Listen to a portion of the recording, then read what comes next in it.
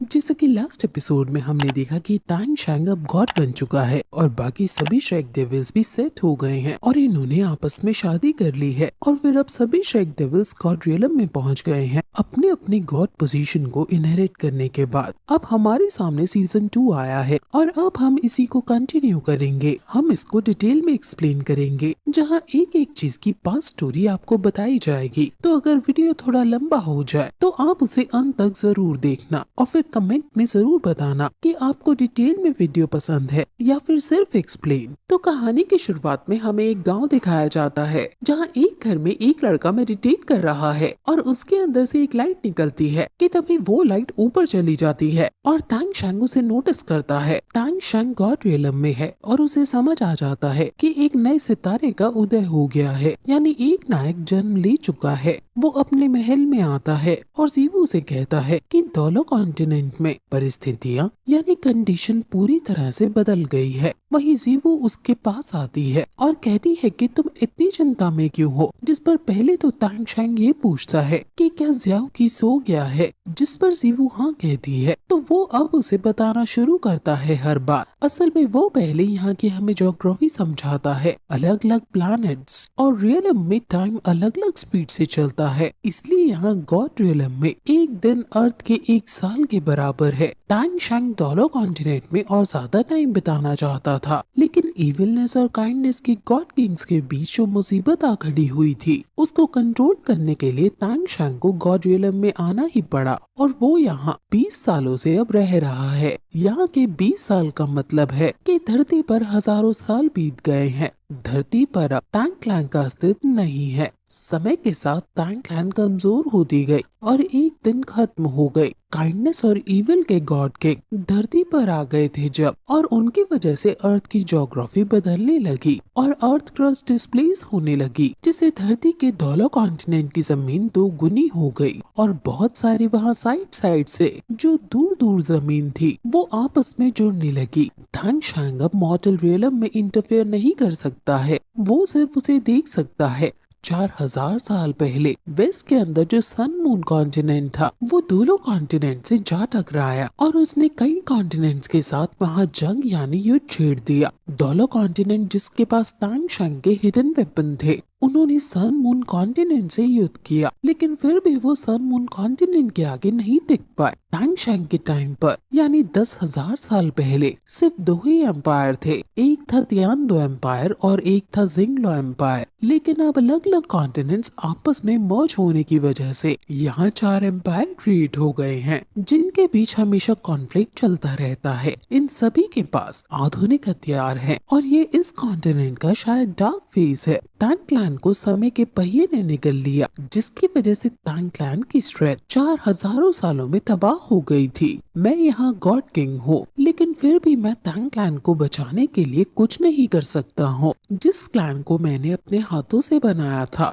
वो मेरे सामने ही टूट गई और इससे दर्द भरी बात भला मेरे लिए और क्या हो सकती है। लेकिन जीवू उसे और ज्यादा बर्डन और स्ट्रेस ना लेने को कहती है और उसे समझाती है कि तांग क्लैन इसलिए टूट गई क्योंकि ये दुनिया प्रोग्रेस कर गई। तांग शैंग भी समझ जाता है और कहता है कि अब लगता है कि दोलो कॉन्टिनेंट में अब एक सितारे ने जन्म लिया है और उसकी किस्मत तांग क्लैन के साथ जुड़ी हुई मुझे नजर आ रही है। मैंने उसके भाग्य को और अच्छे से देखने की कोशिश की, लेकिन अभी ज्यादा अंदर घुसने पर सब धुंधला धुंधला सा मुझे दिखा। शायद गॉड किंग्स किसी का भी भाग्य देख सकते हैं, इसलिए तांग शैंग ये सब कर रहा है। जीवू उसे बताती है कि उसके पेरेंट्स हमेशा दोलो कॉन्टिनेंट की बात किया करते थे और जरूर अब बहुत कुछ यहाँ होने वाला है। अब फिर हम धरती पर दोलो कॉन्टिनेंट पर व्हाइट टाइगर क्लैन और उसके बड़े से महल को देखते हैं, जहाँ ड्यूक की बहुत बड़ी तस्वीर लगी हुई थी। ये पूरा एरिया जो हमें दिखाया जा रहा है वो ड्यूक का है। असल में ड्यूक उसको कहा जाता है जो यहाँ का राजा हो। सो जब भी मैं ड्यूक कहूँ आप उसे राजा समझना। वहाँ के सैनिकों को अर्ली मॉर्निंग से ही पेट्रोलिंग यानी रखवाली पर लगा देते हैं और वो किसी चीज के खत्म होने की बात कर रहे हैं कि जितनी जल्दी ये खत्म होगा उतना ही हमारे लिए अच्छा है। ये चीज क्या है वो हमें आगे पता चलेगा। वहाँ फिर उन्हें पेट्रोलिंग करते करते एक लड़का जिसका नाम हुओ यूहाओ है वो दिखाई देता है, और वो सैनिक जब उसे पहचान नहीं पाते तो गुस्से में पूछता है कि आखिर तुम कौन हो और ड्यूक के महल में आने की हिम्मत कैसे की तुमने। जिस पर जब वो ध्यान से उसे देखते हैं तो वो समझ जाते हैं कि ये यंग मिस्टर दाई है, लेकिन वो गुस्से में कहते हैं कि अब से मैं अपना दाई नाम छोड़ रहा हूँ, अब से ये सिर्फ हुओ होगा, जो कि उसकी माँ के ऊपर है। सैनिक पूछते हैं कि क्या तुम अंदर जाना चाहते हो, जिस पर हुओ कहता है कि मैं इस गंदी जगह को छोड़ रहा हूँ। सैनिक उसे पकड़ लेते हैं और कहते हैं कि क्या तुम पागल हो गए हो, क्या तुम्हें नहीं पता कि मास्टर कौन है, क्या तुम्हें नहीं पता कि वो कितने पावरफुल हैं। हाउ कहता है कि मुझे सिर्फ इतना पता है कि कितने गंदे आदमी है वो फिर अपनी आई स्पिरिट से उन दोनों सैनिकों पर हमला करके वहाँ से चला जाता है, और सैनिक देखते ही रह जाते हैं कि यंग मास्टर कहाँ चले गए। दूसरा सैनिक उसे रोकता है कि तुम उसे यंग मास्टर कहना बंद करो पहले तो,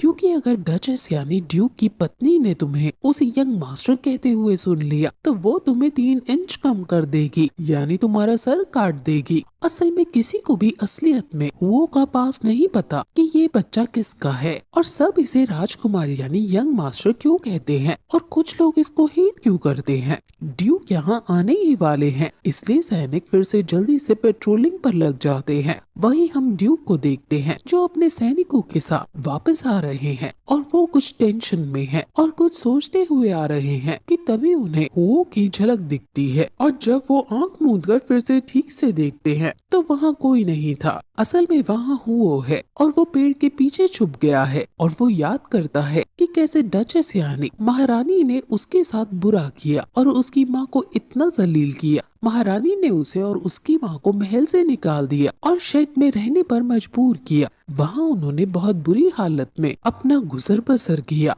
वहाँ उन्हें अच्छे खाने पीने की भी सुविधा नहीं दी जाती थी, और उनके लिए ये एक काल कोठरी के समान था, और इस वजह से उसकी माँ कुपोषण यानी माल न्यूट्रिशन का शिकार होती गई और एक दिन बेहोश हो गई, और अब वो अपनी आखिरी सांस गिनने लगी थी। वो बहुत रो रहा था, और जब उसका नाम दाई हुओ था वो यूहाओ को रोने से मना करती है और उसे व्हाइट टाइगर डैगर देती है और कहती है कि तुम व्हाइट टाइगर ड्यूक के बेटे हो, तुम इस खंजर को अपने पास रखो हमेशा और अपनी जिंदगी हमेशा अच्छे से जीना। ये कहकर वो आंखें बंद करके इस संसार से विदा ले लेती है, और यूहाओ अपनी माँ के मरने के बाद बहुत रोता है, और फिर जब उसकी सोल पर 10 पर पहुंच जाती है तब वो डिसाइड करता है कि वो यहाँ से निकलकर सोल रिंग हासिल करेगा और बहुत बड़ा सोल मास्टर बनेगा। अब इसलिए वो यहाँ से भाग निकलता है और अब स्टार दो फॉरेस्ट की तरफ जा रहा है। उसने पक्का मन बना लिया है कि चाहे उसे 20 साल लग जाए या 50 साल लग जाए, वो अपनी माँ का नाम क्लियर करके रहेगा और उन्हें एक नोबल महिला के रूप में संसार में विख्यात करेगा और सारे लाछन उन पर से हटाएगा। असल में उसकी माँ बहुत समय पहले ड्यूक की मेड थी और ड्यूक का मेड पर दिल आ गया, जिससे उनका अफेयर शुरू हो गया, और इस अफेयर के चलते उनका एक बेटा हुआ जो यही हुओ है। ड्यूक तो हुओ को बहुत अच्छे से रखता था, लेकिन जब वो युद्ध में चला गया तब ड्यूक की असली पत्नी जो कि महारानी है, उसने इन दोनों के साथ जानवरों जैसा बिहेव करना शुरू कर दिया। उसे हुओ एक थ्रेट नजर आने लगा, इसलिए उसने उसकी माँ और उसको यहाँ से बाहर निकाल दिया, और फिर तभी से उसने अपने बाप का सरनेम जो कि दाई है वो हटा दिया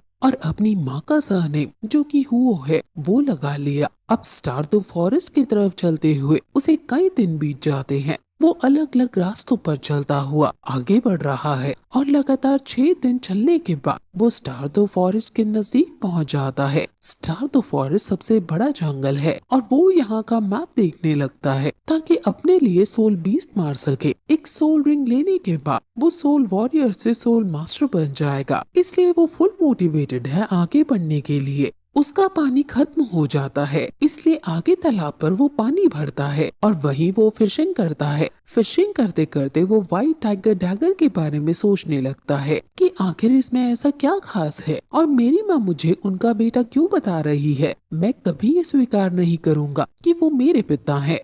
वो अब अपनी स्पिरिट आइज का यूज करता है और फिशेस को लोकेट करता है, और एक भाला जो उसने लकड़ी से बनाया है उसे पानी में देकर मारता है और दो मछलियां सीधे उस भाले से लगकर बाहर आ गिरती हैं और वो उनको पकड़कर अब खाने लगता है। उसने पकाकर खाना शुरू भी नहीं किया था कि तभी वहाँ एक लड़की आ जाती है जो कहती है कि ये तो बहुत टेस्टी लग रहा है, क्या तुम इन फिशेस को बेच रहे हो? ये तो बहुत टेस्टी लग रही हैं। कितने की दोगे तुम मुझे ये? इस पर वो स्माइल करता हुआ कहता है कि तुम इससे फ्री में ले सकती हो। ये सुनकर वो तुरंत उसके फिश लेकर खाने लगती है, लेकिन तभी उसका दोस्त आता है जो बहुत जेंटलमैन लग रहा है और वो कहता है कि अभी इस लड़के ने तो इसका एक बाइट भी नहीं खाया है और तुम इसका छीन कर खाने लगी। वो इस पर मजाक में हंसते हुए कहती है कि तुम अपने काम से काम रखो ना। वो खुश होकर उसके दोस्त को भी फिश ऑफर करता है, जिस पर वो कहता है कि पहले तुम खाओ और अगर बचे तो तुम हमें दे सकते हो। और क्या तुमने ये फिशेस नदी से पकड़ी हैं? जिस पर वो हाँ कहता है और कहता है कि मेरे पास बहुत सारी हैं, तुम ले सकते हो। वो अब ले लेता है और उसे अपना नाम बीबी बताता है और इस लड़के का नाम तांग्या है।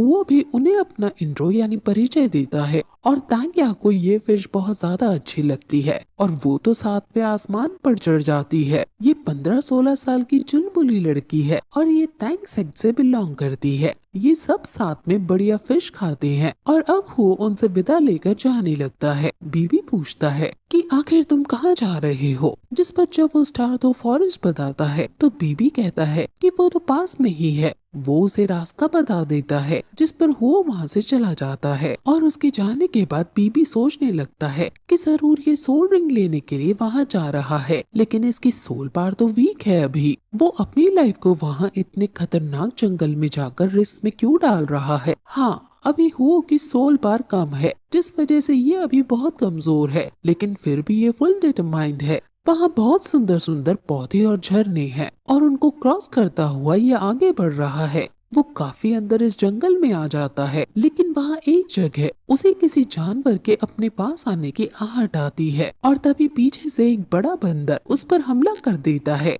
वो उसे बचने की कोशिश करता है और वो उसे डॉज करता जा रहा है। बंदर भी उसके पीछे पड़ गया है और हुओ को दिक्कत हो रही है। बंदर अपने मुंह से एक बार निकालकर उस पर अटैक करता है और वो अपने व्हाइट टाइगर डैगर का यूज करके उससे बचता है और व्हाइट टाइगर सक्सेसफुली उस अटैक को डॉज कर लेता है और वो अब वहाँ से भागने लगता है, लेकिन बंदर फाइनली उसे पकड़ ही लेता है। वो अपने पैरों से उसे बचने की कोशिश करता है और फिर वो डैगर को उसको घुसा देता है, जिससे बंदर दर्द के मारे उसे दूर फेंक देता है और अब गुस्से में उसको मारने के लिए आगे बढ़ता है। लेकिन अब वो आई स्पिरिट का यूज करके उसे लोकेट करता है और फिर डैगर को उसको मारने लगता है। जब भी वो डैगर का यूज करता है उसके अंदर से एक लाइट जलती है, यानी ये डैगर एक खास डैगर है। वो बीस्ट वहीं मर जाता है, लेकिन अब वो भी बहुत वीक हो गया था और उसके अंदर बिल्कुल जान नहीं बची थी। वो एक पेड़ के किनारे बैठता है और उस बीस्ट के अंदर से व्हाइट सोल रिंग निकलती है, लेकिन अभी हुओ के अंदर इतनी ताकत नहीं है कि वो इसे एब्जॉर्ब कर सके। इस बड़े से बंदर को विंड बेबून कहते हैं और इसकी सोल रिंग उसके सामने है, लेकिन तभी वहाँ एक आइस वॉर्म स्पिरिट बीस्ट उसके सामने आ जाता है और उसके अंदर से बहुत ज्यादा ठंड आ रही थी, जिससे वो वहीं जम जाता है और फिर ये एपिसोड यहीं खत्म हो जाता है। गाइस, ये सोल लैंड 2 सोल लैंड 1 जैसा ही अच्छा है और अब इसकी यहाँ से सोल मास्टर बनने की जर्नी स्टार्ट होगी और ये तैंग शैंग से कैसे जाकर कनेक्ट होगा वो ट्विस्ट आपको जरूर पसंद आएगा। इसका अगला एपिसोड सैटरडे को रिलीज होगा और अब से हम सैटरडे को ही सोल लैंड आपको सबसे पहले एक्सप्लेन कर दिया करेंगे। सो आप हमारे साथ बने रहिए। अगर सैटरडे से पहले आपको अगला एपिसोड देखना है इसका, तो वो एनिमे में नहीं पर कॉमिक में रिलीज हो गया है और उसे आप हमारी वेबसाइट मिस की एनिमी पर जाकर देख सकते हैं। कॉमिक की स्टोरी थोड़ी बहुत एनिमी की स्टोरी से अलग होती है, लेकिन इनका बात एक ही होता है। वहाँ हमने और ज्यादा डिटेल में ग्राफिक्स के साथ एक्सप्लेन किया है। सो आप मिस की एनिमी पर जाकर जरूर देखें। लिंक कमेंट या डिस्क्रिप्शन बॉक्स में दिया गया है।